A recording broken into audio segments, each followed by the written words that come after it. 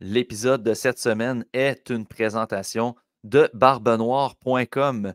Visitez leur site web à barbenoire, noir avec un E.com pour passer votre commande de viande fumée à chaud au bois d'érable, des côtes levées, des ailes de poulet. Plusieurs produits sont disponibles via le barbenoire.com.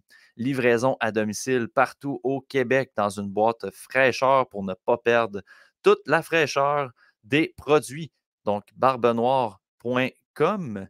Et le podcast est aussi présenté par eBox. Donc, si vous souhaitez avoir un mois d'Internet gratuit, donc 50 de rabais sur votre facture eBox, profitez du code promo PM1736 pour 50 de rabais sur votre Internet eBox. Et l'épisode a été enregistré le 14 septembre 2023, paru sur les plateformes publiques le 16 septembre.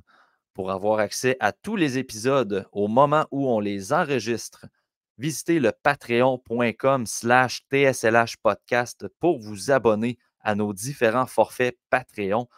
Vous pouvez avoir les épisodes d'avance et on fournit également du contenu pour les espoirs du repêchage et les espoirs du CH, du contenu qui va être exclusif à Patreon. Donc, sur les plateformes publiques, vous n'aurez pas ces contenus-là. Donc, visitez le patreon.com/TSLH podcast pour vous abonner. Bon épisode.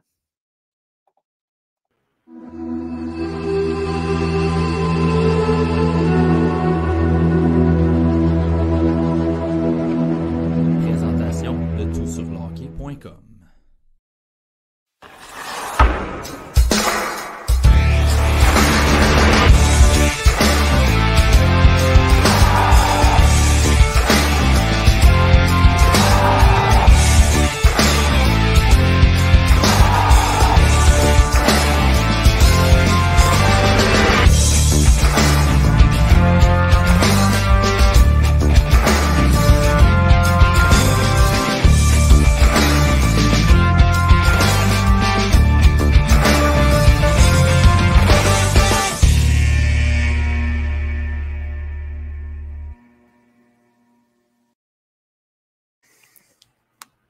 Let's go! Let's go! Début de saison du TSLH podcast. Pascal, nouveau jingle pour le podcast cette année. Un petit cadeau que j'ai fait en douce avec Pierre-Olivier Pierron, lui qui a inventé le thème du TSLH podcast. Bien content du rendu, sérieusement. Vraiment, vraiment content. Oh oui, ça me craint. Tout comme la saison 2023-2024 me craint parce que cette année, on a des nouveautés sur le podcast. On salue les gens, on salue nos membres Patreon qui sont en direct présentement avec nous. Normalement, moi et Pascal, on enregistre les podcasts dans notre sous-sol parce qu'on est des scouts de sous-sol. Et on fait ça en semaine, relax, quand les enfants sont couchés. Entre lui et moi, des fois, on a des invités. Cette année, on vous invite dans notre sous-sol, les membres Patreon. Patreon, c'est quoi? C'est une application avec laquelle vous pouvez vous abonner au TSLH Podcast. Il y a plusieurs forfaits de disponibles. Je vous invite à aller les consulter via le Patreon. Mais en gros, les gens qui sont abonnés au forfait rugueux et les forfaits en montant peuvent, dans le fond, assister à nos enregistrements en direct sur la plateforme Patreon. Après l'épisode, ceux qui sont présents actuellement, on se fait un petit Q&A. Si vous voulez rester jasé après l'épisode, on peut prendre quelques minutes pour répondre aux questions, jaser de n'importe quoi sur le hockey. Mais bref, c'est la grosse nouveauté sur le podcast cette année. Puis, je veux quand même commencer l'épisode en parlant du Patreon parce que je sais que on a souvent dit on ne veut pas charger pour le contenu qu'on fait. On vous offre ça gratuitement, puis ça nous fait plaisir et tout. En toute franchise, le modèle présentement des médias indépendants, lire ici les blogs et les podcasts et tout ça, c'est sûr que c'est beaucoup axé sur le clickbait. Je ne vous cacherai pas que de nos jours, pour être dans les algorithmes sur les réseaux sociaux, donc pour que nos textes vous rejoignent et pour que nos podcasts vous rejoignent, il faut mettre des titres sensationnels, il faut faire réagir, il faut créer des discussions réactionnelles, il faut créer quasiment de la frustration. Puis nous, ben, ce n'est pas vraiment notre style. Puis ce qui pogne le plus, c'est les images et non pas les liens vers des sites. C'est pour ça que plusieurs sites commencent à plus mettre des images avec un gros titre puis une image de joueur. Puis dans l'entête, dans les commentaires, c'est là où vous aviez le lien. Exact. Donc, tu sais, on s'est dit, bon, là, comment on fait pour pas nécessairement rentabiliser le tout, mais au moins arriver dans nos dépenses? Parce que je ne vous cacherai pas que, puis c'est encore une fois en toute honnêteté, les plateformes de scouting, ça a augmenté. On parle d'une augmentation de 400% sur le prix. OK? Fait que, nous, ce qu'on a décidé de faire, c'est d'en offrir plus de contenu, de créer du contenu de plus de qualité pour rester dans le volet qualité, pour rester fidèle à ce qu'on veut offrir, mais on laisse la chance aux gens de contribuer à la survie, à la pérennité du TSLH Espoir. Fait que c'est pour ça qu'on a créé le Patreon. Puis tu sais, je pense que Mike, il va aimer ça. Mike, on te salue d'ailleurs. Mike Lemieux, le membre pas un scout. Mike Lemieux qui n'est pas un scout. On te remercie de ta contribution, Mike. Mais Mike, il va l'aimer, celle-là. S'il y a des gens qui font de l'argent en se montrant le péteux sur OnlyFans, je pense qu'on peut se permettre quand même au TSLH Podcast d'y aller sur la plateforme Patreon et de charger des forfaits abordables pour du contenu supplémentaire qu'on va créer cette année. Sans la peau et sans la peau. Puis voilà, et les obscénités et tout, et tout, et tout. En gros, ce qu'on aura sur Patreon, les épisodes d'avance, accès aux lives qu'on fait présentement, qu'on enregistre. Les épisodes vont être disponibles sur les plateformes publiques, mais quelques jours plus tard. Il va y avoir de la pub en live read. Dans le fond, je vais présenter des partenaires pendant l'épisode, avant aussi, sur les plateformes publiques. Sur Patreon, il n'y a pas ça. Aussi, ce qu'on offre cette année, dans un des forfaits Patreon, on vous offre un bundle supplémentaire, donc un supplément, dans le fond. Une version supplémentaire, merci Pascal, des espoirs du CH. Donc, dans le guide du TSLH Espoir 2024, il va y avoir une section sur les espoirs du CH pour ceux qui seront abonnés au forfait en conséquence.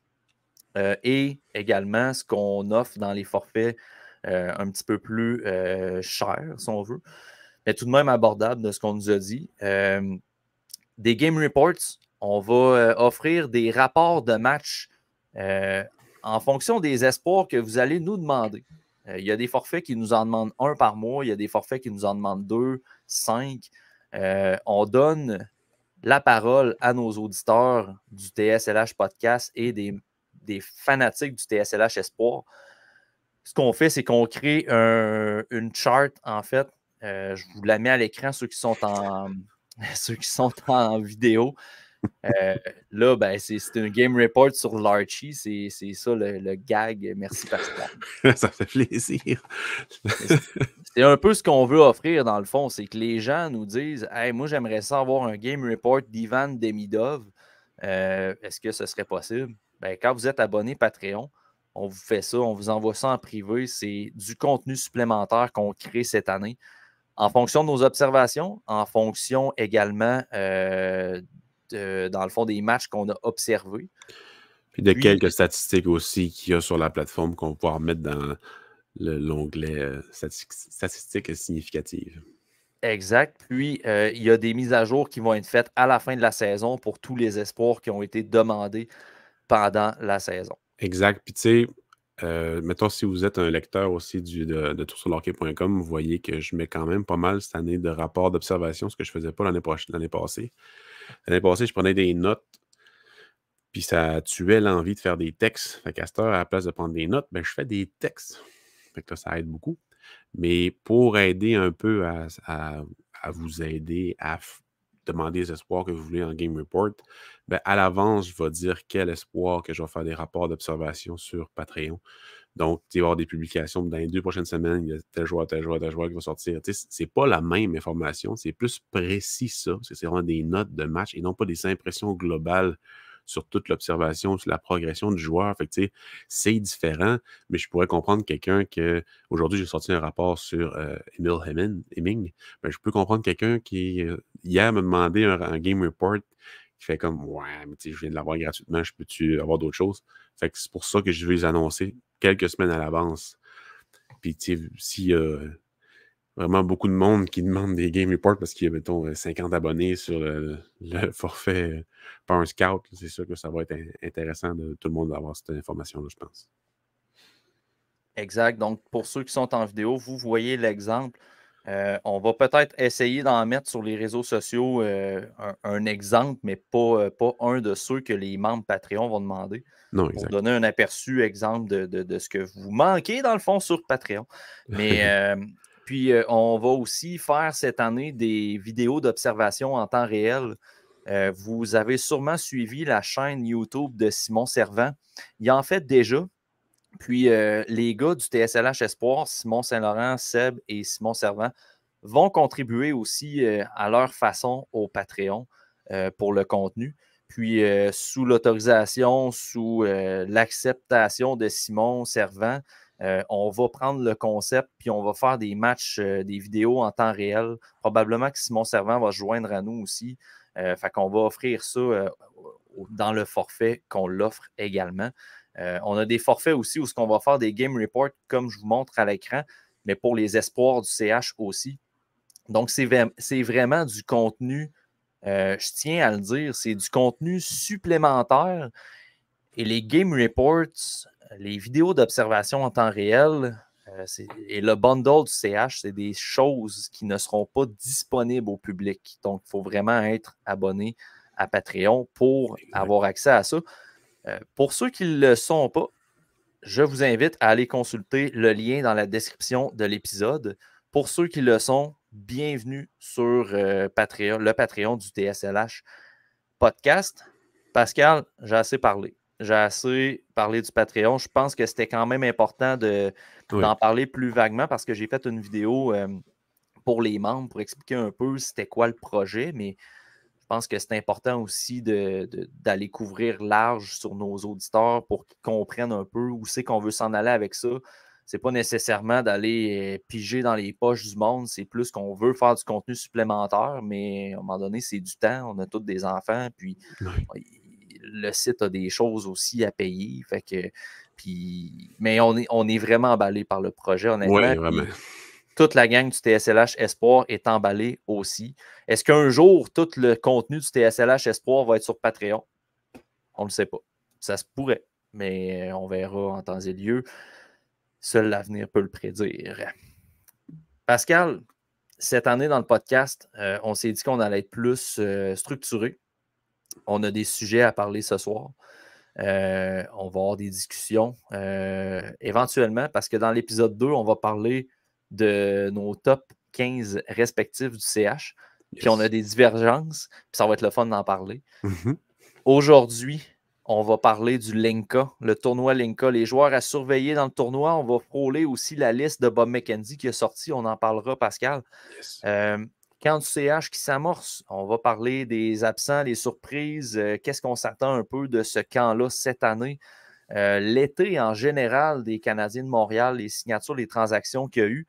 Puis on va conclure avec un bloc sur la division métropolitaine. On s'est dit que pour lancer le podcast cette année, on allait parler des divisions en prévision de la saison régulière. Aujourd'hui, ça va être la division métropolitaine. Mais on va commencer tout de suite, Pascal, avec le Linka. Moi, je te dirais que je n'ai pas terminé mes visionnements pour le Linka. Fait que je pense que toi, tu as pas mal conclu. Tu as déjà commencé à faire des rapports d'observation. Dis-moi, quels joueurs, à ton avis, seraient les plus à surveiller, les joueurs qui t'ont le plus impressionné pendant ce tournoi-là? C'est sûr que lui qui saute en qui me vient en tête tout de suite, c'est au niveau des États-Unis, c'est Trevor Connolly, que moi, personnellement, je ne connaissais pas tant que ça. Parce que, tu sais, veux pas, je me concentre vraiment plus sur le repêchage actuel et non pas sur les prochains. Fait qu'il y a peut-être du monde qui le connaissait dans nos auditeurs ou bien du monde de TSLH qui le connaissait aussi, comme Simon Servant qui fait des listes à l'avance. Mais moi, je me concentre juste principalement sur ceux-là de cette année, puis aussi des années passées pour faire des top 50 à tous les années aussi des meilleurs espoirs repêchés par une équipe de la nationale de hockey. Donc, Trevor Connolly, j'ai vraiment, vraiment, vraiment aimé la façon qu'il contrôlait complètement l'action sur l'offensive, mais aussi partout sur la glace. Rapidité, vision offensive.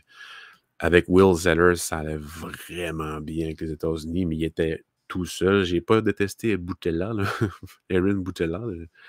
Bon, sûrement qu'il va avoir éventuellement un contrat de pub avec Nutella, là, mais sérieusement, la façon qu'il contrôle le jeu, Connolly, c'était vraiment intéressant, surtout avec un pace très haut et une façon de réagir à l'information très rapide aussi. Ça me prouve que ce gars-là, il voit 2-3 steps à l'avance, puis il m'intéresse beaucoup. Puis il est assez haut dans les listes préliminaires, puis on comprend à cause de son Linka. J'ai hâte de le voir. Je pense que dans la pré-saison, USHL, ça va bien aussi, mais j'ai hâte de voir sa saison quand même. C'est pas une grosse ligue, mais si dans cette ligue-là, il produit beaucoup, ça demeure vraiment un bon step pour lui. Donc, très intéressant. C'est sûr que Catton du Canada a été excellent à tous les niveaux, très, très, très, très impliqué dans le jeu, offensif à souhait. Beaucoup de buts, très bon tir, très dangereux, près du filet.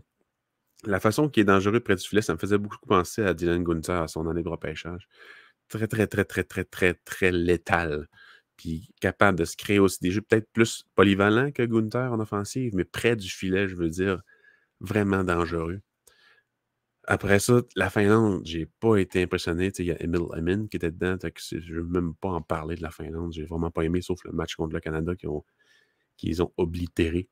La Suède, coup-ci, coup-ça, sérieusement, j'ai pas trippé. La Slovaquie, non, c'est pas la Slovaquie, c'est la République tchèque, le Sednak, là, le jeune pour le prochain repêchage, qui a vraiment été excellent. Vraiment, vraiment, vraiment bon. Sinon, les autres pays, la Suisse, il y a Stenkov qui a eu un très bon tournoi, mais l'équipe en général était très moyenne. Mais si j'avais à mettre un nom que j'ai vraiment, vraiment adoré, ce serait Connolly. Moi, je te dirais que à date, pour les matchs que j'ai observés, je trouve que le calibre, il est faible. Ouais. J'ai c'est toujours ça, là. C'est un tournoi de début de saison. On peut comprendre que ce soit du hockey un petit peu décousu. Les gars sont peut-être pas nécessairement au sommet de leur shape, contrairement au U18, exemple, que c'est un tournoi un petit peu plus relevé, à mon avis. Mais je trouve pas particulièrement que le calibre est relevé.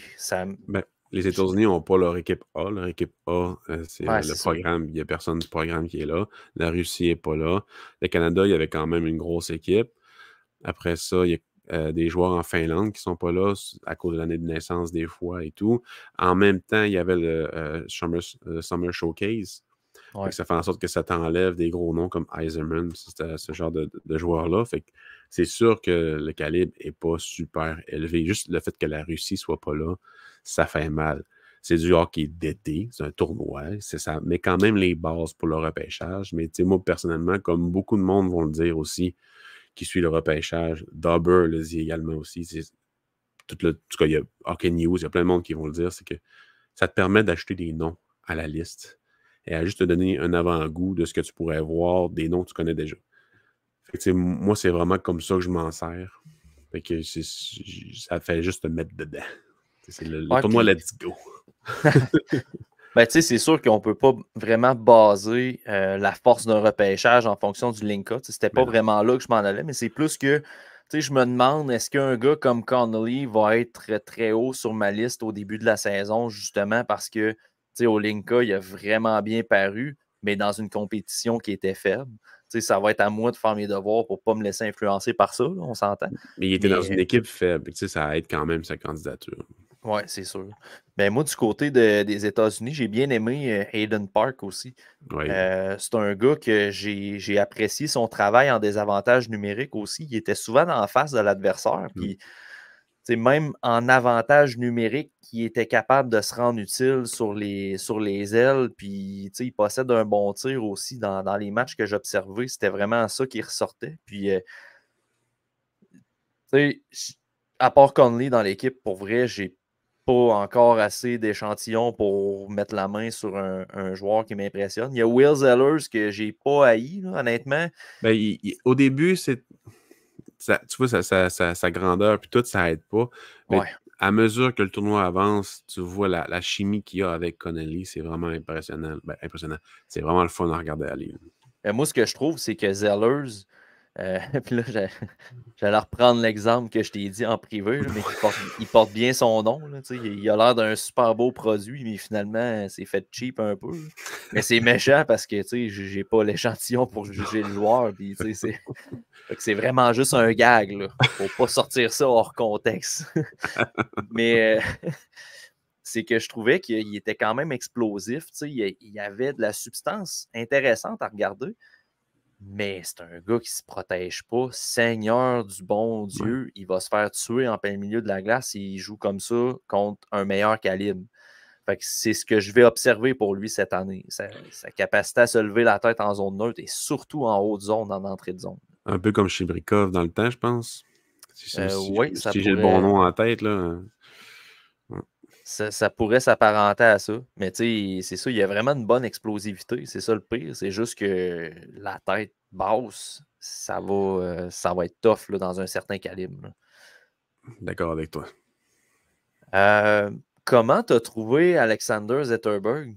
C'est un gars l'année passée on dirait que sur les tribunes populaires, c'était comme à la mode de sortir son nom pour le repêchage de cette année. Comment tu as trouvé Zetterberg dans ce tournoi-là? Ben, la Suède, en général, j'ai pas été un grand fan de leur jeu. J'ai regardé en début de saison pas mal Alexander Zetterberg parce qu'ils sont tri. Parce qu'il y a 3 attaquants de son équipe Örebro qui sont vraiment intéressants. Mais en ce moment, il y a un meilleur début de saison qu'un Linka. Je l'ai trouvé invisible à 5 contre 5, utile sur l'avantage numérique, mais en dehors de ça, à 5 pieds 7, 5 pieds 8, je trouve ça assez, en ce moment, là, je trouve ça assez difficile de mettre dans mon top 30, mettons, top 30, top 32. Mais tu sais, j'ai pas encore une vision globale. Mais si je me fie juste sur le Linka, ça serait assez difficile là, de booster sa candidature. Là. Mais tu sais, il y a plusieurs qualités. Puis ce que j'ai aimé beaucoup en national, c'est que c'est pas un peureux. Vraiment pas un peureux. Il joue dans le trafic. Il a plaqué. Il profite des fois, tu sais, un peu comme Kemmel le faisait. Physiquement opportuniste. C'est-à-dire qu'il va. Quand le gars est de dos, ben, blindside va arriver pour le débalancer un peu bas pour le plaquer, puis ça va fonctionner. Mais dans le national de hockey, bonne chance pour que ça arrive. Là. Mais c'est à voir, mais juste sur le Linka, j'ai vraiment pas flashé sur lui. Ouais, en Suède, moi non plus, j'ai pas flashé sur grand monde, honnêtement. Je me suis pris quelques notes concernant Alphonse Frey. Ouais, fraise, J'ai ouais. j'ai pas haï, honnêtement. Il était quand même le corps arrière du powerplay en Suède. Puis j'ai aimé sa façon de transporter la rondelle vers la zone offensive. C'est un nom, on le disait au début du bloc, mais c'est le genre de tournoi qu'on se prend des notes, on garde des noms en tête. Lui, c'est le genre de joueur que je vais retourner voir dans sa propre ligue pour voir un peu le potentiel général, parce que dans le Linka, c'est dur d'établir une finalité sur le potentiel. Mais lui, je ne l'ai pas haï. Anton Olson, qui n'est pas le même qu'en 2021. Mais, On l'aimait pas, Donaldson. non, mais celui-là, il est quand même un petit peu mieux, là, je Ouais. dirais. Je l'ai vu donner une coupe de bonne mise en échec. Pour vrai, j'ai bien aimé. Puis, les joueurs, j'ai pas la même expérience que toi, mettons, au niveau du scouting. Puis, la même chose pour Simon, les deux Simon et Seb et tout ça. Je pense que je suis un peu le moins expérimenté. Ça fait moins longtemps que vous que j'en fais. Tout ça. Mais c'est quand même rare, je trouve, des joueurs très physiques à leur année repêchage. Tu sais, c'est vraiment une catégorie qui sort particulièrement dans leur style de jeu puis qui sont capables de s'imposer C'est pour ça ailleurs qu'on sur aime la ça. patinoire. Tu sais. Ben, c'est C'est pour ça. ça qu'on aime particulièrement ça au TSLH Espoir. À chaque fois que j'en vois un qui sait jouer au hockey, puis qu'en plus, il est physique, comme un certain Melvin Fernstrom, tu vas l'aimer. Ouais, tu m'as dit que j'allais le. J'ai hâte de le regarder. Il joue avec Orebro, justement, avec, Liam Danielson et Alexander Zetterberg. Pas tout le temps, surtout avec Zetterberg, là, mais personnellement, je l'aime bien. Il a joué au Linka, si je me souviens bien. Il y a eu quand même un bon tournoi, quelques flashs physiques, mais généralement, je trouvais qu'il manquait un peu de pace. C'est pas mal le problème avec lui, mais généralement, c'est un gars dans les 3 zones qui est capable de tirer sa. Comment on dit ça? C'est quoi l'expression que je cherche? Je vais faire un péronisme. Là, qui tire son épingle du jeu. Pas de père. Voilà. Si on revient au Canada, Pascal, je pense que Maxime Massé, en dépit du fait qu'il a été peu utilisé en début du tournoi, c'était assez facile à solidifier, mais je pense qu'il a solidifié sa place comme meilleur espoir de la LHJMQ. Ouais, près du filet, la façon qu'il allait chercher les retours, qu'il dominait physiquement le corps défensif de toutes les équipes. J'aurais vraiment aimé ça qu'il soit plus utilisé. On peut pas faire grand-chose, mais le rôle que tu peux y donner, vraiment précisément devant le net pour créer du chaos et tout, écoute, il était parfait pour ça dans ce tournoi-là. Puis son utilisation a juste descendu alors qu'il était quand même assez utile. Ils ont fini par gagner. Il y a eu raison, si on veut. Là. Mais moi, ça m'a vraiment titillé pour la saison. J'ai hâte de voir tout son... parce qu'il y avait un patin un peu déficient, puis il a de l'air plus rapide, plus léger, si on veut. On dirait qu'il a enlevé quelques livres à son piano qui traînait. Fait que ça, c'est vraiment intéressant. Puis, tu sais, il n'a pas besoin d'être si rapide que ça, aussi explosif, s'il joue tout le temps devant le net dans des jeux arrêtés ou bien le long de la bande. Mais s'il veut être vraiment utile en échec avant et tout, c'est sûr que ça va être utile d'être rapide. Là. Mais dans ce tournoi-là, je l'ai trouvé super bon. Très différemment bon que Ethan Gauthier. Ethan Gauthier était vraiment une force offensive très polyvalente, mais lui, c'est vraiment éreintant pour l'adversaire. Ouais, puis j'ai trouvé qu'il s'est démarqué non seulement en avant du filet, mais il était capable de se libérer et d'aller chercher des occasions de marquer en haut de l'enclave. Ouais, vraiment. Il y a 3 de ses buts qui se sont marqués sur des genres de one-timer en haut de l'enclave, en haut des cercles, parce que justement, il s'est libéré de la couverture défensive pour recevoir la passe un peu comme un genre de bumper. Ouais. Puis il était capable de déjouer le gardien. Puis ce genre de joueurs-là, les équipes européennes, généralement, ils ont de la misère à le contrer parce qu'ils ne sont pas habitués de voir ce genre de joueurs-là. Fait que je trouvais, en tout cas, ils ont gagné l'or. Fait que pourquoi je chiale, je ne sais pas. Un que j'ai moins aimé, puis on est toujours dans le sujet de la LHJMQ, mais c'est Gabriel Daigle. Moi, j'ai de la misère un peu. Là. Il est jeune. Il est jeune. Là. Ben, il est jeune, c'est mais il est repêchage né 2025. Il est né en 2000. C'est un late de l'année prochaine, si je me souviens bien. Fait que, il est dans l'année de la majorité des joueurs de ce tournoi-là. Mais oui, ça n'a pas... comparativement à son collègue, son coéquipier, ça n'a pas super bien été dans le tournoi. Ça va pas très bien, en fait, à l'international pour Daigle. Je ne sais pas s'il se met de la pression parce qu'il y a beaucoup de recruteurs sur place. L'enjeu est comme un peu différent. Je pense que ça va être à surveiller cette saison. Moi, c'est sûr que c'est un gars que je vais observer. L'année passée, je ne l'ai pas tant regardé, pour être franc. Mais cette année, je vais quand même garder mes yeux dessus en prévision de l'année prochaine parce que rapidement comme ça, plusieurs personnes l'identifient comme étant le meilleur espoir de la LHJMQ pour l'année prochaine, pour le draft l'année prochaine. Le meilleur gardien depuis un bon bout aussi. Là. C'est ça, là. Fait que, ça va être à regarder. Je ne suis pas prêt à dire qu'en raison de ces récents tournois internationaux, qu'il ne peut plus porter cette étiquette-là de meilleur gardien québécois. Puis, sauf que de là à dire que c'est un sure shot en première ronde, écoute, je ne connais pas assez les éléments de 2025, mais on va se calmer un petit peu. C'est pas la prochaine merveille du monde. Je pense qu'il y a beaucoup de talent. Il y a le gabarit pour réussir. Est-ce qu'il y a un travail au niveau de la gestion de la pression? J'y ai pas parlé, j'ai pas parlé à ses proches, mais il y a quand même une corrélation à aller voir là, par rapport à ses performances à l'international et ses performances dans la LHJMQ présentement. Je suis d'accord avec toi. Une belle découverte du côté du Canada, pour moi, c'est Sam Dickinson.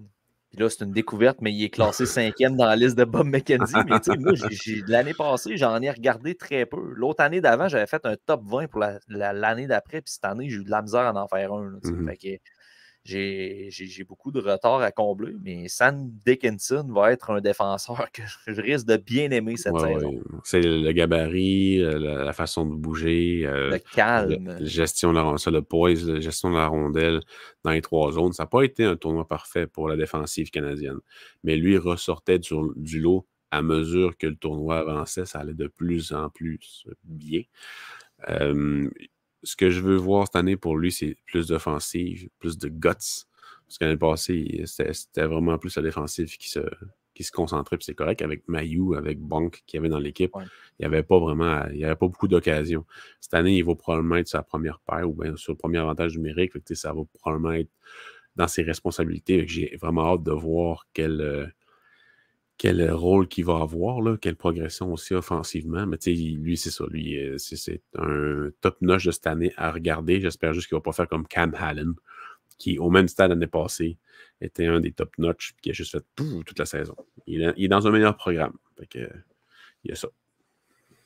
Ouais, c'est sûr que quand tu es avec London, tes chances de bien progresser sont quand même assez présentes. Là, Ils ne sont jamais en reconstruction. Jamais. Ils sont tout le temps bons. Ça aide beaucoup, là, effectivement.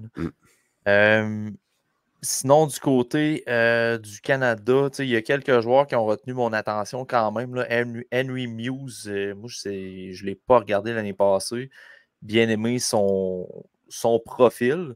Ça va être à suivre. Ça n'a pas été un tournoi incroyable dans les matchs que j'ai regardés. Je ne suis pas là à dire que Henry Muse il a sa place dans le top 10 pour l'instant, mais comment tu as trouvé ce défenseur droitier-là au sein de l'équipe canadienne? Ouais, c'est le patin. Le patin est vraiment élite, ce gars-là. Offensivement, ça n'a pas ressorti comme je voudrais. La transition, ça a bien été en défensive. Il a fait quelques petites crampes au cerveau, tout comme Parek aussi, qui a quand même connu un tournoi correct, qui ressortait beaucoup offensivement. Mais j'ai comme eu l'impression qu'il y avait comme un hold sur les défenseurs offensifs. J'aurais même plus les voir attaquer puis soutenir l'offensive. Ça n'arrivait pas, sauf vers la fin du tournoi, quand ils ont fini par gagner l'or. Fait que il me semble que ça avait été comme ça tout le long du tournoi, ça aurait vraiment mieux été. Mais peut-être que la chimie n'était pas encore là, fait que les entraîneurs étaient peut-être un peu plus frileux sur laisser les défenseurs aller, parce que défensivement, c'était vraiment plus difficile. Fait que je peux comprendre, mais je pense qu'on n'a pas vu une once du talent de ces gars-là. Moi, j'ai bien aimé Elick aussi, qui, moins de talent, ça c'est sûr et certain, moins de mobilité, mais l'aspect physique est vraiment là. Fait que j'ai hâte de voir sa saison à lui. Dernier petit tour d'horizon du Linka, parce que vous comprendrez que les espoirs qu'on nomme aujourd'hui dans cet épisode-là, on va y revenir pendant la saison, assurément. On fait un petit survol du Linka quand même, parce qu'on a d'autres trucs à parler, moi et Pascal. Dernière question sur le Linka. Est-ce que Adam Jiříček mérite d'avoir le titre de meilleur défenseur de cette cohorte-là présentement, selon toi? Beaucoup trop tôt pour le dire, beaucoup trop de lacunes pour l'assurer. Il est un meilleur patineur que son frère à 100%. Oh oui. Meilleure vision offensive à 100%. J'ai écouté quelques matchs pré-saison dans son pays, puis ça n'a vraiment pas bien été. Fait que j'ai juste arrêté pour pas jouer sur ma vision pour le reste de la saison, comme ça l'a fait avec Daniel Booth l'année passée. J'avais écouté des matchs pré-saison, puis il avait été dégueulasse. Cette année, j'ai comme, non, je ne veux pas m'influencer négativement ce joueur-là toute la saison parce que j'ai vu que 5 matchs pré-saison, ça n'a pas bien été. Mais la façon qu'il voit le jeu est beaucoup plus créative que son frère. Est-ce qu'il va être aussi productif à sa première saison dans la Ligue américaine de hockey? Aucune idée, mais il a sorti quelques mises en échec percutantes qui étaient vraiment nice. Moins bon timing que son frère à ce niveau-là. Des fois, il va sortir complètement du jeu. Plus nerveux, plus éparpillé, plus nerveux en général que son frère, mais je pense que le ceiling offensif, au moins, est vraiment plus haut que son frère. Puis le patin aussi. Jiricek est un bon patineur en ligne droite. Mais niveau jeu de pied pour s'en sortir de reculons ou bien juste les premiers pas pour aller chercher une rondelle, peu importe, son frère est vraiment meilleur là-dessus. Moi, Jiricek, j'ai tellement aimé sa façon d'accélérer vers l'avant quand il sort du derrière du filet. C'était incroyable comment il explosait rapidement. Il n'était pas capable de... Les couvreurs étaient zéro capables de le rattraper. Honnêtement, il prenait de la distance. C'était impressionnant. Ouais. Jiricek, son frère, Adam, je veux dire David, il était bon sur le patin avant, mais c'était très ligne droite. Tu vois que Adam Jiricek est capable d'y aller plus dans le gauche-droite. Ce qui va me rester à surveiller, là, je pense que j'ai 2 matchs de la Tchéquie de regarder.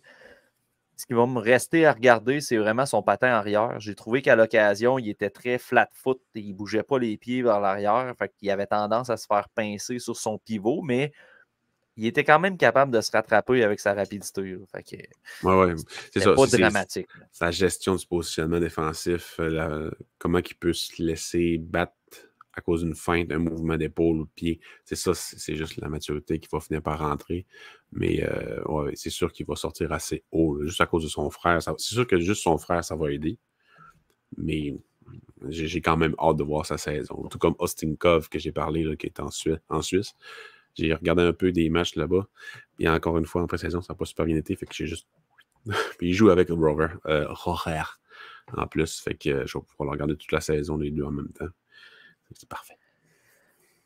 Petit mot, Pascal, sur la liste de Bob McKenzie, qui est sortie aujourd'hui. Je ne sais pas si tu as eu le temps de la consulter. Oui, mais je ne connais pas par cœur les choses. Que j'ai vu que Silayev était 9e. C'est très réactionnaire comme classement, mais c'est correct. Je peux comprendre. Le profil est vraiment intéressant. Si personne ne connaît ici, c'est sûrement que si tu as payé Patreon, c'est sûr que tu connais Silayev. Gros défenseur gaucher russe de 6 pieds 7 pouces qui joue en KHL, qui a en 4 matchs à matin. Il y avait 4 matchs, 4 passes. Pas nécessairement des passes primaires. Il y a un très bon tir, mais pas pantoute précis. Mais défensivement, ça va bien, mais sa gestion de la rondelle, les petites passes et tout, c'est dans un des matchs que j'ai vu, je pense que c'est le 2e de la saison. Sur la même séquence, il a essayé 3 sorties de zone. Les 3 ont moffé solidement. Des petits jeux de routine, des petites passes à ses coéquipiers qui ont raté, ou un lob par la bande qui est complètement raté aussi, alors que pas trop de pression et tout. Fait que tu sais, de le mettre premier, par exemple, je trouve ça un reach. Je peux comprendre. C'est comme le monde avec Simon Edmondson. Il y en a qui le mettaient premier au début de la saison, à son année de repêchage, parce qu'il regardait le profil.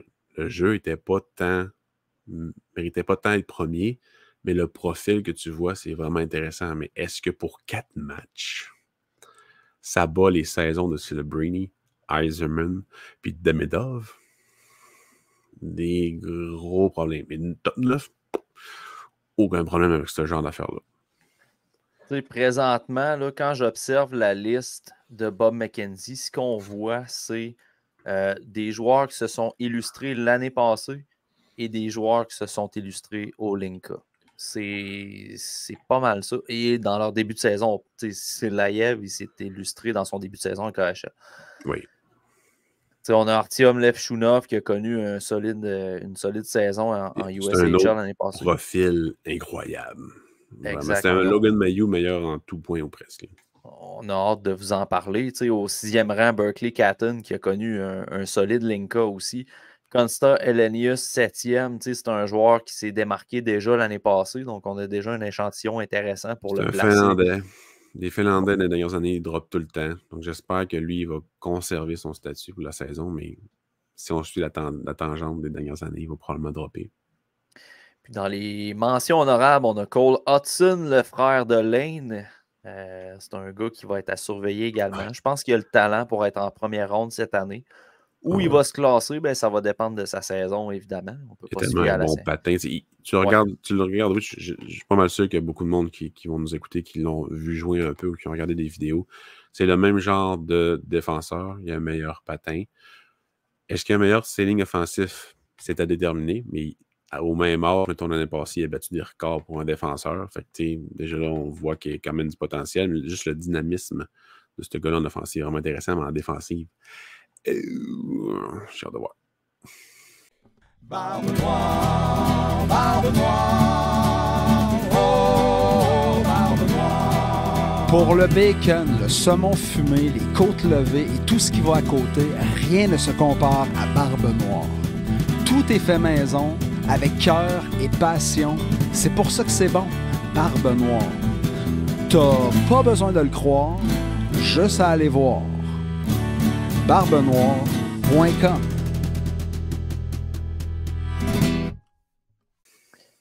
On parle de Lane Hudson. On peut en venir au camp du CH, que Lane Hudson ne sera pas là parce qu'il joue en NCAA, tout comme les joueurs qui vont jouer en NCAA également. Ouais, Jacob Fowler ne sera pas là, Luke Tuck n'est pas là, Lane Hudson n'est pas là non plus. J'en passe. D'autres absents pour mettre en contexte les auditeurs du TSLH podcast. Joe Verbetic, qui n'est pas là, ça m'a surpris quand même, ça. Parce que le gardien de but était sous contrat AHL l'année passée. Ses droits expirent, si je ne m'abuse, l'été prochain. Il va falloir donner un contrat à Joe Verbetic à un moment donné. Puis, pas là au camp des recrues. Ça m'a surpris pareil. Ben, il a passé la saison dans une ligue professionnelle, si on veut. Donc, j'imagine que ça doit être ça. Là, ça doit être ça. Mais d'un autre côté, William Trudeau est là. T'sais. Ouais, puis tu sais, si mettons, je regarde dans la liste, là, moi, un site que j'aime beaucoup regarder, mettons, pour avoir vraiment rapidement la liste des espoirs des Canadiens, c'est habsprospects.com. C'est vraiment rapide, puis c'est le seul joueur qui appartient à l'équipe qui n'a pas d'équipe en ce moment qu'on ne sait pas où il va jouer. Fait qu'il y a ça que j'ai aucune idée. Il y a peut-être quelque chose qui est sorti sur Twitter, mais je ne sais pas tout où il va jouer. Peut-être, je ne pense pas qu'il boude. Mais tu sais, si tu ne sais pas que tu vas jouer, je peux comprendre qu'il ne soit pas là. Mais je n'aurais pas détesté le voir là parce qu'il est quand même jeune. Ouais, ça aurait été le fun de le voir là. Tu sais, tant qu'à amener, je pense qu'ils ont amené un gardien invité à ce camp-là, si je ne me trompe pas. Tu sais, rendu là, amène Joe Verbetic, là, il s'est développé dans ton organisation toute la saison passée. Là, fait que, ça m'a vraiment surpris, mais j'ai pas d'explication particulière. Son dossier est particulier, par exemple, à Joe Verbetic. C'est le genre de gars qui aurait pu jouer dans OHL l'année passée, décider de passer pro. Puis finalement, il n'y a pas eu une saison à tout casser. En tout cas, ce sera à suivre s'il va s'aligner avec les Lions encore une fois cette année. Autre absent qui s'est expliqué par le fait que sa saison à Rögle commence déjà. Et c'est Adam Engstrom. Oui. C'était évident qu'il n'allait pas être là à cause du début de saison à SHL. Il a déjà commencé à jouer. Il a des présences sur la première, sur la deuxième paire. Pas un mauvais début de saison de ce que je peux lire. Je ne l'ai pas regardé encore, mais pas un mauvais début de saison apparemment. Donc, c'est ce qui explique un peu son absence au camp cette année. Ouais, pour ne pas perdre sa place là-bas, c'est sûr qu'il va rester là-bas. Il fallait qu'il fasse le camp d'entraînement là-bas puis qu'il commence la saison là. S'il vient ici en sachant très bien qu'il ne fera pas les Canadiens de Montréal et qu'il n'ira pas à Laval, je trouve pas que ça sert à grand-chose, alors que la SHL, c'est une des meilleures ligues au monde. Dans le top 5 minimalement dans le monde. Puis il va jouer à Rögle, qui est une excellente équipe pour le développement des jeunes. Il va probablement jouer dans le top 3, mettons, là, sur le 2 et sur le 1. Je ne vois pas pourquoi il ne jouerait pas là. Moi, je suis bien content qu'il va passer la saison là, puis il va venir à la fin de l'année avec congestion à gauche quand Lane Hudson va s'en venir. Ouais, ça va être intéressant à suivre, mais je pense que c'est Nicolas Cloutier qui en parlait sur Twitter que Engstrom, il faut s'attendre à ce qu'il signe un contrat pour la prochaine saison. Oui, à la fin de l'année. Il finit assez tôt, généralement, là, dans l'année en SHL. Je pense pas que son équipe se rende jusqu'au bout non plus. Donc, il risque d'arriver ici pour la fin de la saison de Laval ou des Canadiens de Montréal. Donc, ça allait bien. Un peu comme Emil Heinemann l'année passée qui a rejoint le Rocket de Laval quand même pour la course aux séries. Puis on parle d'Emil Heinemann et à mon avis, on en vient aux surprises du camp. Je pense que s'il y a un joueur qui peut causer une espèce de surprise, parce qu'en toute honnêteté, je ne m'attends pas à ce qu'il y ait de recrues cette année dans l'alignement. C'est vraiment des recrues. On pense à Ryan Backer, on pense à Mayu. rapidement comme ça. Moi, je ne m'attends pas à ce qu'il y ait de recrues cette année dans l'alignement, mais s'il y en a une à se faire un poste, du moins au début de la saison, c'est Emil Heinemann. Ouais, il faut qu'il batte Jussi Halonen. En fond, et je pense que c'est faisable. Oui, je pense que c'est faisable. Tu sais, Jussi Halonen, je l'aime bien, mais tu sais, c'est du cheap labor remplaçable. Tu sais, le Canadien, en ce moment, il ne semble pas tant. Il a donné quelques chances, mais pas à long terme, pas constant. Tu sais, fait que c'est sûr que ce gars-là, il est remplaçable. Puis je pense même pas qu'il y a une place en ce moment. Il est probablement 13 ou 14e attaquant avec Pezzetta. Fait que, tu sais, lui, il doit sentir la chaleur dans son cou, c'est sûr et certain, avec Heinemann. Sean Farrell, je pense pas qu'il va faire l'équipe. En fait, c'est pas souhaitable qu'il fasse l'équipe. Ouais. Heinemann, parce qu'il a le profil, il a la rapidité, il a le shot, il manque juste l'expérience. Avec ce qu'on a vu en fin de saison l'année passée à Laval, je suis d'accord avec toi que si ça va bien au camp, il pourra avoir un petit peu une petite chance de se faire valoir en saison. Sûrement que dans la pré-saison, il va avoir de ses chances. Là. Mais tu sais, c'est la place qui manque. Puis si on se fie aux autres années, ben, peut-être qu'il va avoir des blessures. Donc c'est peut-être là qu'il va avoir sa chance. S'il a sa chance sur le top 9, moi je serais vraiment content. Sur le 4e trio, il pourrait très bien s'en sortir parce que généralement, il joue entre 9 et 12 minutes. Fait que, tu sais, ce gars-là, il peut jouer en désavantage aussi. Fait que, il y a Sirlinen aussi. Fait que c'est vraiment lui, je pense, qu'il faut qu'il batte. J'ai pas haï Ilonen avec le Canadien à la fin de la saison passée, mais j'ai vraiment aimé Heinemann avec le Rocket de Laval. Fait que là, je suis comme un peu tiraillé, mais je pense que sincèrement, Heinemann a des chances parce que Ilonen, il a l'aspect physique de moins. C'est ça l'affaire. Puis tu sais, il est capable, Ilonen, de jouer physique, mais Heinemann a une coche de plus à ce niveau-là. Fait que quand tu recherches un gars sur ton 4e trio, personnellement, si tu veux un gars qui va aller dans les coins et qui va brasser un petit peu, j'irai avec Heinemann avant Ilonen. Ilonen, son jeu physique, c'est d'absorber les plaqués. Puis Heinemann, c'est d'en donner et d'en absorber. Fait que, tu sais, il y a ça de plus. Fait que Ilonen, si tu le vois en échec avant, il est intelligent, il est rapide, oui, un bon shot, mais Heinemann, il y a ça en plus d'être physique. Fait que, tu sais, c'est un profil qui est pas mal plus intéressant, puis tu peux l'envoyer dans la Ligue américaine. Fait que c'est peut-être ça qui va pencher en balance de Halonen, mais je pense pas que Kent Hughes va avoir peur d'échanger les effectifs, puis parce qu'il y a tellement des effectifs. Il y en a tellement, mais il y a tellement eu des blessures, il va peut-être avoir peur aussi. Fait que, j'ai vraiment hâte de voir qu'est-ce qu'il va faire avec tout ça. Tous les joueurs, tous les défenseurs. Cette défensive, c'est pas si pire que ça. Là.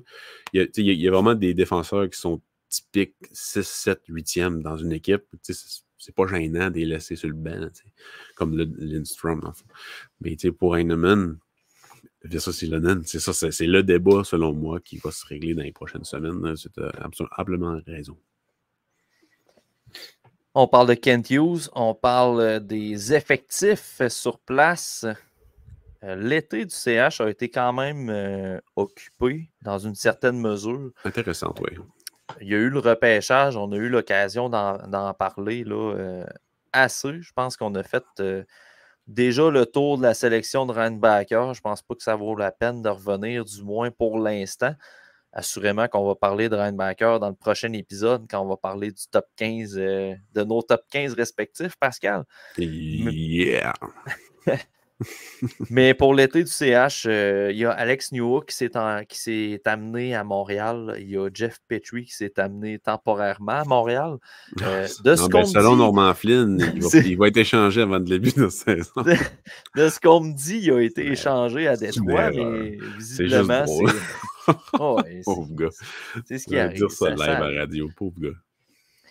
Mais il y a surtout l'effectif dans le filet qui est abondant. Oui, vraiment. Il y a 4 gardiens présentement. Samuel Montembeault, Jake Allen qui semblent être les 2 plus gardiens de confiance. On se retrouve avec Casey DeSmith et Kaden Primo. Mm-hmm. Commençons par les gardiens de but, Pascal. Comment Kent Hughes va se sortir de ce logjam-là dans le filet à Montréal? Ben, si Casey DeSmith s'en va pas au Colorado, hein, ou bien ailleurs, ben, j'ai hâte de voir qu'est-ce qu'il va faire sérieusement. Primo, tu sais, faut qu'il force l'organisation à ne pas l'envoyer au ballottage. Puis même s'il va au ballottage, pas l'impression qu'il va être pick. Pas l'impression qu'il va être réclamé. Surtout si tu utilises bien ton ballottage, c'est-à-dire dans le gros bout que tout le monde envoie plein de joueurs. Là. Ils sont pleins, tout le monde est encore plein, puis ils veulent juste tester leur effectif. C'est le marché des gardiens de but, souvent, comme Kentio se dit, c'est pas super dynamique. Mais, il va sûrement profiter de ça pour envoyer Primo en bas. Jake Allen, sauf s'il se blesse, je ne vois pas pourquoi il l'échangerait pour l'instant. Montembeault, c'est numéro 1 à Montréal, peu importe ce qu'on en dit, même si c'est pas le plus constant, on ne sait jamais vraiment quelle version qu'on va voir. Le Canadien n'est pas là pour gagner nécessairement. Fait que c'est pas la fin du monde. La saison qu'on a eue l'année passée, en devant le filet, je pense pas que ça va être la même cette année. Je pense que ça va être plus difficile à cause justement de la constance. Puis si c'est pas le cas, je suis très content parce il va pas coûter cher à Montembeault. Même probablement qu'il se voit son contrat, il se voit sûrement 3-4 années à 3-4 millions. Probablement qu'il use le plus bas, mais on va voir sa saison. Mais le logjam en avant du filet, c'est assez rare. Puis c'est un logjam pas tant de haute qualité en plus. Fait que, c'est comme pas c'est pas tant un problème parce que il y a au moins 2 noms là-dedans que tu t'en fous un peu. Tu sais, Primo puis De Smith, moi personnellement, c'est pas que je m'en fous, mais je m'en fous. Solidement avec Dobush puis Fowler. Primo, moi, ça me dérange pas s'il s'en va au balotage. Vraiment pas. Ouais, mais je pense pas qu'il il se passera voit même. Il partira même pas au balotage. Non, c'est ça, Moi, il sera pas moi, pique. Moi non plus, je je pense pas. suis convaincu, là. C'est ça le problème à Montréal présentement. C'est pas le fait de devoir envoyer des gardiens au balotage. C'est le fait que Primo et De Smith seront peut-être même pas réclamés. Donc là, tu te ramasses avec Dobush, Primo et De Smith dans la Ligue américaine.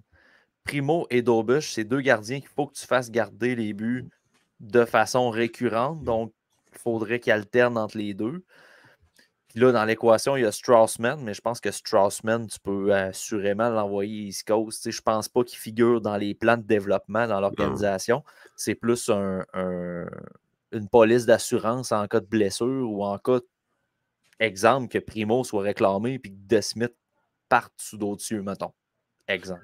Je ne sais pas si Primo va accepter nécessairement d'aller à Laval. Je ne sais pas si. Lui, il se voit dans le national, ça c'est sûr et certain, mais s'il ne réussit pas à voler un poste, je ne sais pas à quel point ça y tente. Ben là, à un moment donné. Il va demander un échange, mais qui va vouloir? Honnêtement, je peux comprendre le point, là, que genre, il se voit dans la Ligue nationale, mais si tu te vois dans la Ligue nationale avec les performances que tu as tenues dans la Ligue nationale jusqu'ici, là, tu n'as pas vraiment d'auto-évaluation dans ton jeu, non, à mon avis. À mon avis. Puis en tout respect à Kaden Primo, parce que, je veux dire, je le vois aller à Laval, on le côtoie dans le vestiaire. C'est un chic type. Il ne mérite pas de malchance. Il ne mérite absolument rien. C'est un gars qui est professionnel. C'est un gars qui a une éthique de travail. Puis il a été capable de montrer dans des gros moments avec le Rocket qu'il pouvait livrer la marchandise. Mais là, il faut se fier à des faits. Dans la Ligue nationale, il n'est pas prêt. Il n'a pas démontré qu'il était prêt. Fait que là, tu l'envoies à Laval pour qu'il continue de se développer. Aucun problème. Mais moi, je ne pense pas qu'il passe le balotage. Je veux dire, je ne pense pas qu'il soit réclamé au balotage. Mais là, tu te ramasses, tu te ramasses avec De Smith, Primo et Dobush. Dobush, tu veux qu'il garde les buts souvent. Tu veux que Primo garde les buts souvent. Tu as De Smith que tu es pogné là. Tu n'as comme pas le choix de le garder. Hughes a dit que De Smith n'allait pas être burden. Enfin, il n'allait pas être enterré à Laval. Fait que, j'ai l'impression que Hughes a vraiment l'impression qu'il va être échangé d'ici le début de la saison. J'espère pour lui. Là. Ou il va le garder en haut parce qu'il parlait d'un ménage à 3 là, pour reprendre le titre de TVA Sport. Là, mais il va sûrement le garder en haut. Puis, de toute façon, il y a tellement d'effectifs en attaque que c'est pas grave si tu gardes un spot pour un gardien de plus. Rendu là.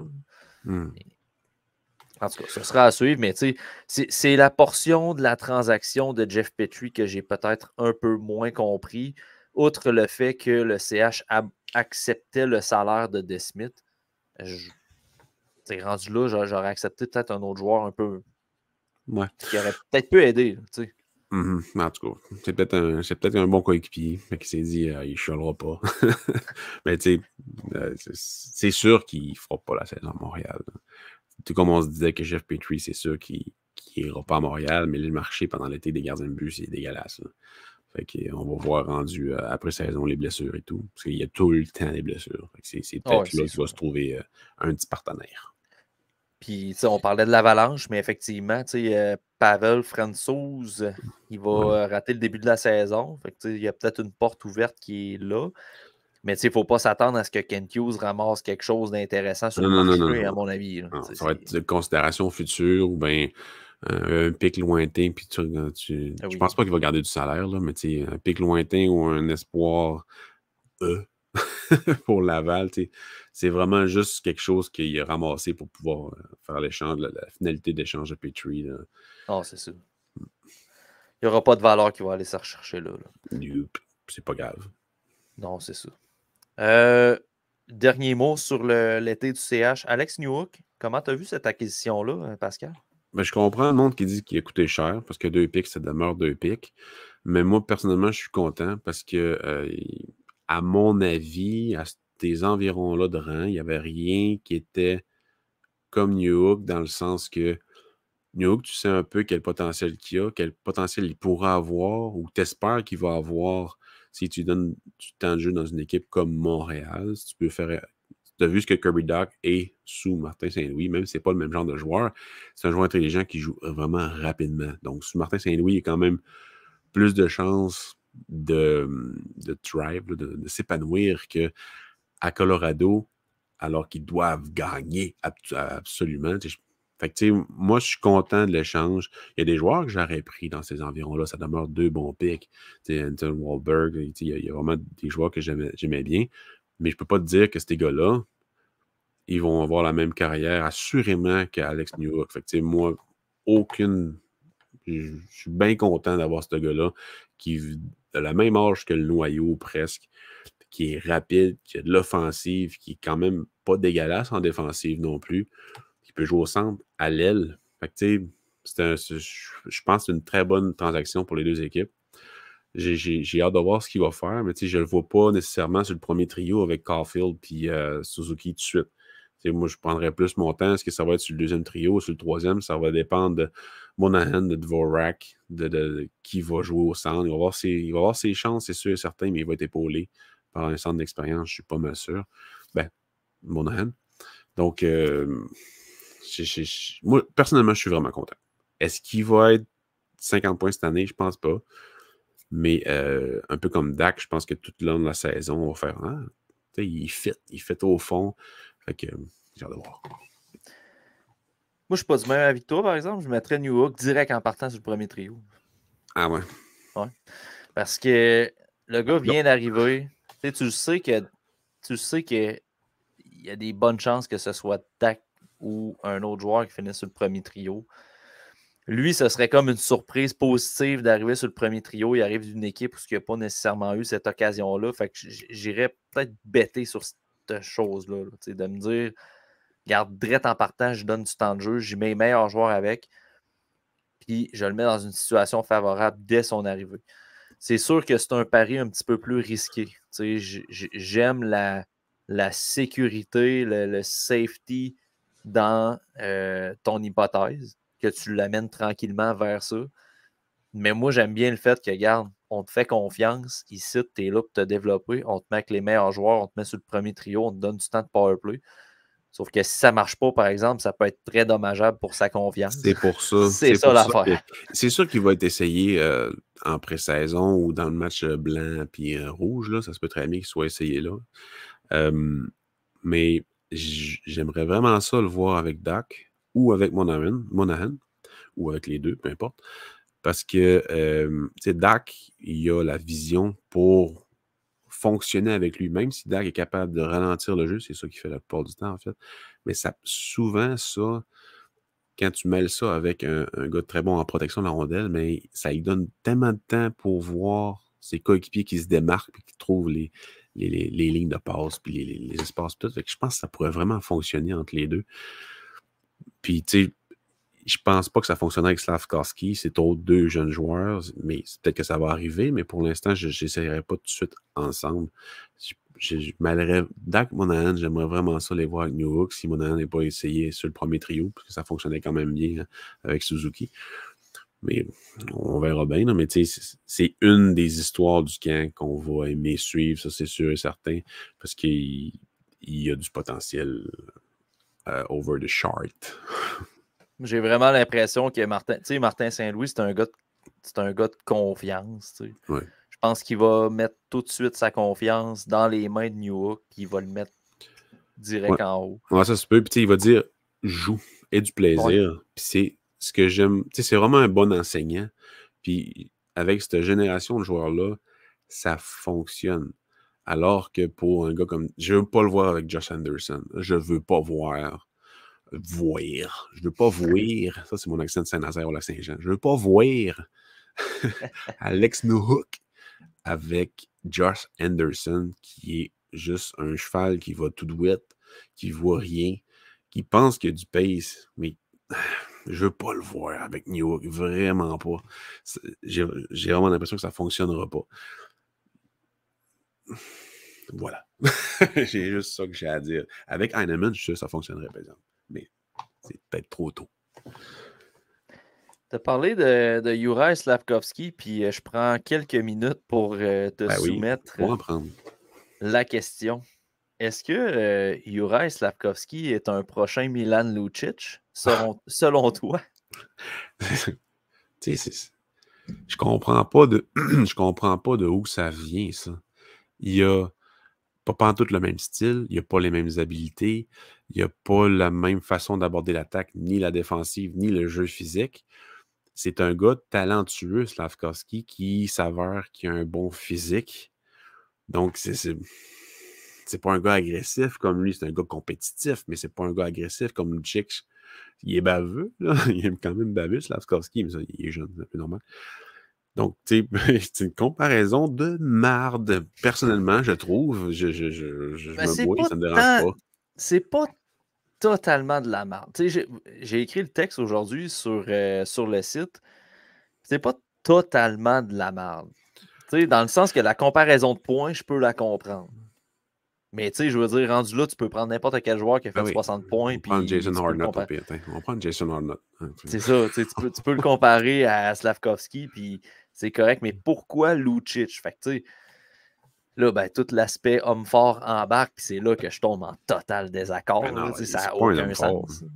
Ben non, mais tu sais, c'est ça que je trouve bizarre. Tu sais, moi, puis je l'écrivais dans mon texte, puis je tiens quand même à le dire en podcast, mais tu sais, je respecte le travail de Craig Button, puis je suis personne pour contredire ce que ce gars-là, avec toute la carrière dans le scouting qu'il connaît, je suis personne pour dire que c'est un épais puis que ça n'a pas rapport. Non, ça n'a pas rapport, c'est pas ça. Mais, tu sais, tu l'as regardé, Slavkovski, l'année de repêchage, là. Puis là, tu sais, je parle de Craig Button. 43 fois, je pense. Ouais, ben, oui, mais tu sais, Craig Button l'a regardé à son année repêchage, puis je veux dire, Slavkovski, c'était pas un homme fort en Finlande. Oui, il a jeté les gants. Oui, des fois, il jouait à la brute. Mais là, jouer la brute en Liga, quand les gars, ils jouent de façon à ce qu'ils savent qu'ils ne se feront pas frapper, c'est une autre chose que la Ligue nationale. Puis, on l'a vu. L'aspect physique, l'aspect brut un peu de Slavkovski, c'était pas quelque chose qui était récurrent dans son jeu, là. C'était quelque chose qui était assez périodique, là. Tu le voyais de temps en temps. Son jeu physique, c'est un résultat de sa façon d'être compétitif en ligne droite, puis d'aller dans le trafic. Mais c'était pas son but premier. Ça n'a jamais été un outil nécessairement à son jeu. C'était plus un résultat de la façon qu'il joue, puis de son gabarit incroyable. Tu sais, Lucic, on parle d'un des meilleurs hommes forts de l'ère moderne du hockey. Oui. Slavkovski. Tout le monde avait peur de lui. Hein. Tout le monde a sûrement encore peur de lui, en fait. Tu sais, il y avait des headlines dans les derniers jours à l'effet que Jacky allait être confronté à de très gros hommes forts dans l'Atlantique, dont Milan Lucic. ramène-nous dans 5 ans. Là. Penses-tu que les médias à Ottawa, à Détroit, à Boston vont dire « Hey, on joue contre le Canadien, puis Slavkovski est là, faites Mais attention. non, c'est ça. » Ben non, ben non, ben non. Mais non. Oublie ça. Si on parle de l'aspect physique, là, robustesse et tout, on parle pas offensivement, mais je suis d'accord avec toi. C'est comme la peur, c'est pas lui. Le Chick, c'était son outil. Et son outil principal, c'était la peur qu'il provoquait, puis la façon qu'il avait d'occuper l'offensive juste par sa présence. C'est vraiment ça. Slavkovski, c'est pas ça. Je peux comprendre certains points. Je l'ai regardé au complet, là, son intervention sur les zones de TSN. Puis, ce qu'il disait, c'est que l'important, il n'allait pas devenir un joueur de 50-60 points puis un gars physique cette année ni l'année prochaine. Mais il espère simplement que le CH ne répétera pas l'erreur Kotkaniemi. Puis qu'il veut vraiment que le CH cible quel type de joueur Slavkovski va devenir, puis le développer dans ce sens-là. Fait que, l'intervention n'était pas totalement de la merde, mais je veux dire, le comparer à Lucic, c'était peut-être pas le meilleur exemple, selon moi, pour parler de Slavkovski. Non, tu peux trouver des exemples comme Niederreiter ou bien d'autres gars physiques, là, des ailiers physiques qui ont quand même un bon sens offensif. Mais Lucic, non. T'aurais pu trouver une meilleure. Ben, ça flash, là. C'est ça, ça fait un gros boom dans les médias puis que ça va parler partout. Fait que ça fonctionne un peu. Mais je pense pas que Craig Button fait ça pour du clickbait ou du sensationnalisme. Je pense que je vais être capable de dire ce mot-là. fait que tu sais, c'est ça. Moi, Slavkovski, j'ai confiance en lui. Je l'avais 3e sur ma liste. Ce genre de joueur un peu comme Ryan Baker, qu'une fois que ton équipe l'a repêché, peu importe où ils l'ont repêché au rang, tu vas être content quand il va être dans la ligue. La façon qui a été gérée l'année passée, je suis pas d'accord. Puis, c'est facile de le dire à cette heure, tu sais. Mais depuis le début, on avait des gros questionnements sur est-ce qu'il est prêt de jouer là, puis il s'est fait ramasser toute la saison, puis il a fini par se blesser au genou, puis commotion cérébrale. Là, il a l'air prêt, il a travaillé toute la saison, il se fait 9 mois qu'il n'a pas joué au hockey, qu'il a regardé du hockey de haut. Fait qu'il a vu sûrement plein d'affaires, il y a sûrement plein de monde qui l'ont aidé, mais là, à cette heure, c'est le temps de jouer au hockey, puis d'être capable de ressortir ton jeu que tu as eu à ton draft year dans l'international, puis de temps en temps en Liga aussi. J'espère que ça va fonctionner. Je sais que Laval ne sera pas une option, malheureusement, mais je pense que Saint-Louis va mieux gérer à cette heure qui a 19 ans puis qui a perdu du poids, qui va être plus athlétique. Je suis pas mal sûr qu'on va voir un autre joueur qu'on connaît. Mais est-ce que je le mettrais sur le premier trio en startant? Non, je pense que vraiment, ça va être un middle six cette année qui va juste progresser. J'espère juste qu'il va éviter toutes les blessures puis de se faire ramasser par un gars de 5 et 10. C'est ça que je veux. L'année passée, le premier match contre Buffalo dans le tournoi, il se fait ramasser, mais il reste debout parce que le gars, il ne s'est pas plaqué. Mais si le gars, il avait plaqué comme il faut, et sa saison aurait été terminée là. Fait que, moi, je veux pas voir ça. Puis cette mise en échec-là, là, c'était la folie. Slavkovski, c'était un train, c'était un monstre. Puis on avait dit, hey, attendez un peu, là. Un vrai défenseur l'aurait tué. Là. Il va falloir qu'il se lève la tête. Puis finalement, on n'était pas trop dans le champ. Puis c'est pas qu'on souhaite de malheur, mais c'était quelque chose qu'on avait ciblé avant même ce tournoi-là. Qu'il va falloir qu'il améliore cette chose. Puis, en tout cas, on va y souhaiter qu'il puisse se protéger mieux cette année. Je pense que ça va être le cas.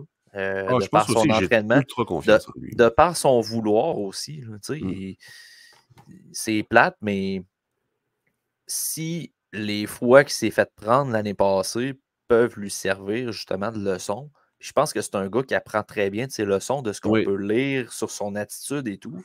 Moi aussi, j'ai pas des grosses attentes pour Slavkovski cette année, mais si au moins il peut corriger cette portion-là, puis être plus efficace aussi offensivement, pas juste au niveau de la feuille de points, mais juste être plus efficace sur la patinoire offensivement, déjà, on va avoir de quoi. Là, moi, j'ai des grosses attentes envers la façon que le Canadien va le gérer. C'est vraiment ça. Ouais.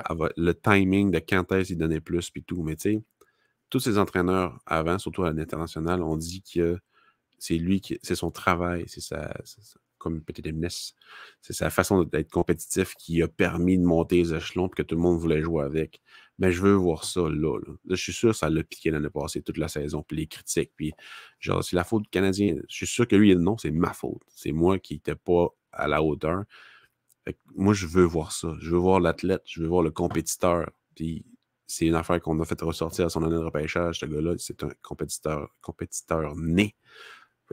Dès les premiers matchs, là, pas le recrue, parce que je pense pas qu'il est là, mais en pré-saison, je veux voir ça. Je veux voir le Slavkovski, le vrai. All right, Pascal, dernier bloc du podcast, c'est l'analyse, le survol. En fait, on n'ira pas nécessairement en profondeur dans toutes les équipes, les banques d'espoir, le repêchage, puis ci, puis ça, parce qu'on ne se couchera pas ce soir. Faut se garder du contenu pour les prochains. Exactement. Mais survol de la division métropolitaine, on parle des Blue Jackets, les Caps, les Hurricanes, les Rangers, les Penguins, les Islanders et les Devils. Si tu as à te mouiller aujourd'hui, je ne sais pas si tu es préparé. Moi, je ne me suis pas tant préparé pour ce bloc-là. Breaking news, on fait beaucoup d'improvisation dans le podcast depuis le début, puis ça va continuer comme ça. Oh oui. Je regarde les équipes, on les connaît pas mal toutes, fait que je pense que ça va être correct. Si tu avais à te mouiller et mettre 3 équipes qui allaient possiblement se retrouver en série dans cette division-là, lesquelles tu mettrais rapidement comme ça? Ben, les Devils, la Caroline puis les Rangers, je pense que c'est pas l'année Pittsburgh, Washington, je pense que c'est de plus en plus difficile. Mais Pittsburgh, c'est sûr qu'ils ont peut-être le wild card. C'est sûr qu'ils vont se battre pour le wild card. Jamais voté contre Crosby, contre Malkin, puis contre Carlson, contre Le Temps. Ils ont des gros noms pareils. Devant le net, j'ai des points de dérogation. D'un autre côté, Carlson et les séries, pas tant. Hein? Ouais, mais tu me demandais, est-ce qu'il va se rendre en série? Ouais. Mais tu sais. Non, mais dans le sens que Carlson, il n'a pas joué beaucoup pour des équipes qui se sont rendues en série tant que ça. Tu regardes sa carrière. True. Mais en série, il est très bon. Ouais. Mais tu sais, ils ont une division un peu moche. Columbus, Islanders, Philadelphie, Pittsburgh, Washington. Fait que tu sais, surtout Washington. Là, fait que tu sais, les points, tu as la possibilité d'aller chercher des points quand même pas facile, mais la possibilité est là. Tu sais. Fait que un peu comme avec Arizona, Chicago, tu vas te chercher des points là. Fait que j'ai pas. Anaheim, Shark. Après ça, Vancouver sont moins pires. Mais bref, pour la métropolitaine, je pense que ça va être un peu le même portrait là, qu'on a vu l'année passée. La Caroline, Devils et Rangers là, qui vont dominer. Je pense que l'écart entre les équipes va être moins prononcé, peut-être. Je pense que les Blue Jackets, la progression se poursuit. Puis je pense que avec les acquisitions qu'on a faites l'année passée, il y a eu des blessures et tout. Il y a une meilleure def. Je pense qu'on peut s'attendre à une meilleure saison des Blue Jackets, mais pas pour les séries. Ça, c'est sûr. Je pense pas qu'on lutte pour un wild card, surtout quand on regarde les équipes de la division Atlantique, qu'on y viendra dans un prochain épisode. Mais yes.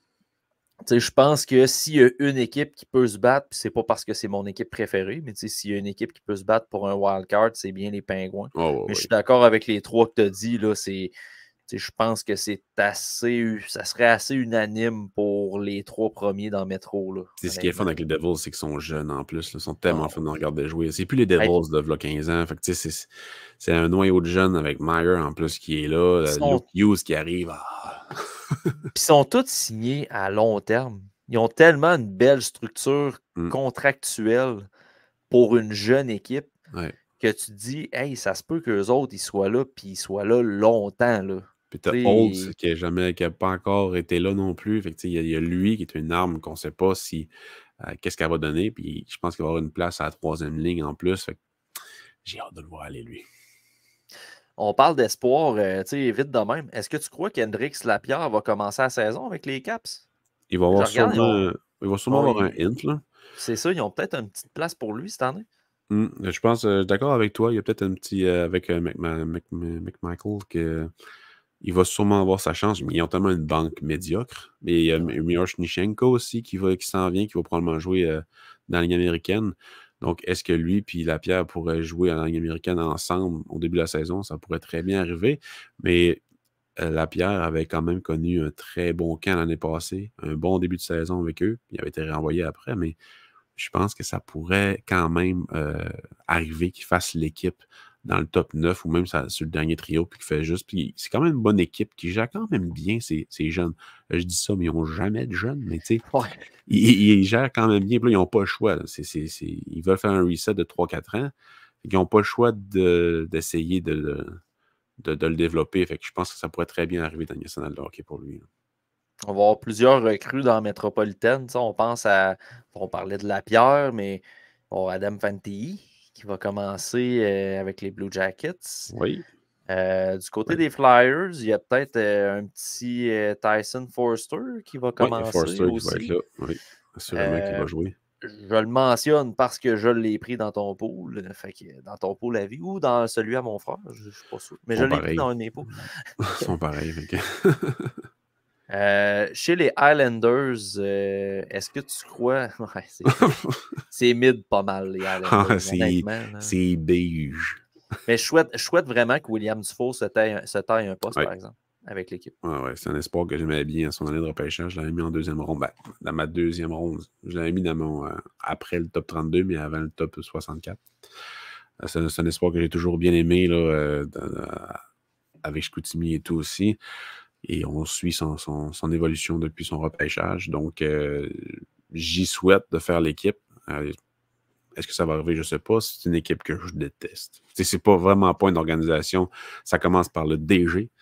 Ouais. Écoute, ils se vouent en série. Je comprends pas. Bref, mais au moins, ils ont Romanov. Yeah! Ouais. Dobson. Ouais. Bref. Mais oui, on verra ce que ça va donner, mais c'est pas une organisation que je vois en série de sitôt. Alors que eux, oui. Rangers et Hurricanes, ça va être encore des très beaux duels entre les deux équipes. Ils sont jeunes. C'est le fun. C'est vraiment il y a vraiment deux clashs. Il y a des vieilles équipes qui sont en train de mourir, puis il y a des jeunes équipes avec des noyaux vraiment de jeunes joueurs qui vont être là longtemps, comme Washington, Pittsburgh dans le temps. Fait que c'est vraiment une belle roue qui tourne. C'est vraiment, vraiment. Puis là, c'est ça, Caroline, Rangers, puis les Devils, là, c'est ça. Les Hurricanes ont toutes qu'une défensive. Quand tu regardes, Dimitri Orlov a été échangé des Caps l'année passée vers Boston. Il arrive, le gars joue sur presque tous les power plays. Et là, se retrouve possiblement sur la troisième paire avec les Hurricanes. Ils l'ont signé comme quoi, 5 ou 6 millions à peu près. C'est un gros contrat qu'il a signé. Là. Vraiment, puis c'est une équipe qui repêche jamais de défenseurs en première ronde. Quasiment jamais. Puis ils ont une des meilleures dans la ligue. La gestion des effectifs de cette équipe-là est impressionnante. Oui, puis dans le pipeline, les Hurricanes ne sont pas à plaindre non plus. C'est une des équipes fortes dans la ligue qui possèdent aussi un très beau pipeline d'espoir. Fait que là, tu as des munitions pour faire des trades. C'est fou. Là. Ah ouais, comme Buffalo un petit peu. Mais eux, ils ont pris beaucoup de Russes. Là. Il y a dont Alexander Rekov en ce moment qui joue dans la VHL. Puis que, genre, la dernière fois que j'ai regardé, il y avait 6 points en 4 matchs, je pense. Ah, ils ont Nikishin aussi. Super bien. Oui, exactement. Fait que, défenseur. Oui. Quand il va arriver, lui, ça va faire du bien, mais ils n'en ont pas besoin. C'est ça qui est drôle. T'sais. Est-ce que ça va bien aller ici? Je pense que oui. Là. Est-ce que ça va être une première paire? Je ne penserais pas, mais j'ai bien hâte de le voir en Amérique du Nord si ça arrive un jour. Donc, si on récapitule, Pascal, pour la division métropolitaine, on peut s'attendre à Rangers, Hurricanes et les Devils pour les 3 premiers rangs. Oui. Les Pingouins qui vont peut-être disputer un poste pour les wildcards. On verra aussi avec la division Atlantique quelles équipes pourraient rivaliser là-dedans. Mm-hmm. Islanders, tristement, pourraient rater les séries malgré qu'ils ont possiblement un des meilleurs gardiens de la ligue, hein, Ilya Sorokin. Ouais. Ça me fait... J'aime tellement Sorokin, mais il est tellement pogné dans une équipe qui ne gagne pas. J'étais content l'année passée qu'il soit nominé pour le Vézina parce qu'on dirait qu'on le sous-estime tout le temps parce qu'il n'y a pas tant de victoires, moins de victoires que ce qu'il devrait avoir. Mais ses chiffres et sa prestance est incroyable. Fait que lui, il est pogné là-dedans. Flyers, ben là, ça, on n'en parle pas. Là, c'est la reconstruction assez assumée. On ne sait même pas si Carter Hart va jouer avec les Flyers cette année. Oui. On va regarder le scandale Hockey Canada, mais aussi parce qu'il y a des rumeurs de transactions le visant aussi. Mm-hmm. Fait qu'on ne sait même pas ce qui va se passer pour les Flyers. Les Caps qui vont essayer de se garder la tête au-dessus de l'eau. Bref, quelques luttes à suivre pour la métropolitaine, mais d'un autre côté, comme on dit, c'est un changement de garde. Tu l'as bien illustré. Un changement de garde dans la métropolitaine. Les vieilles équipes qui sont en train de mourir. Ça, j'ai bien aimé ta description. L'Atlantique aussi. Là, fait que... Ouais. Dans des prochains épisodes, on reviendra avec la division Atlantique. Et pour l'Ouest, Pascal, c'est ce qui met un terme à notre premier épisode de la saison. La semaine, le prochain épisode, je ne sais pas si ça va être la semaine prochaine ou dans 2 semaines. On va annoncer le tout sur Patreon, évidemment, et sur les réseaux. Mais dans le prochain épisode, on va parler possiblement strictement de notre top 15 parce que je pense qu'on va être capable de faire du millage là-dessus. Avec le camp du CH, on a fait sûrement aussi le tournoi des recrues. Là. Sûrement que ça va en parler aussi. Là, parce que ça va rentrer, exact, ça va rentrer dans la matière parce que il y a plusieurs joueurs de nos top 15 qui sont à ce tournoi-là. On n'a même pas parlé aujourd'hui de William Trudeau, de Joshua Roy, mais ça va venir dans le prochain épisode. On reprend la main, on reprend le micro tranquillement, mais c'était le fun de faire un premier épisode, surtout un premier épisode sur Patreon. Je vous rappelle, ceux qui veulent s'abonner, lien dans la description.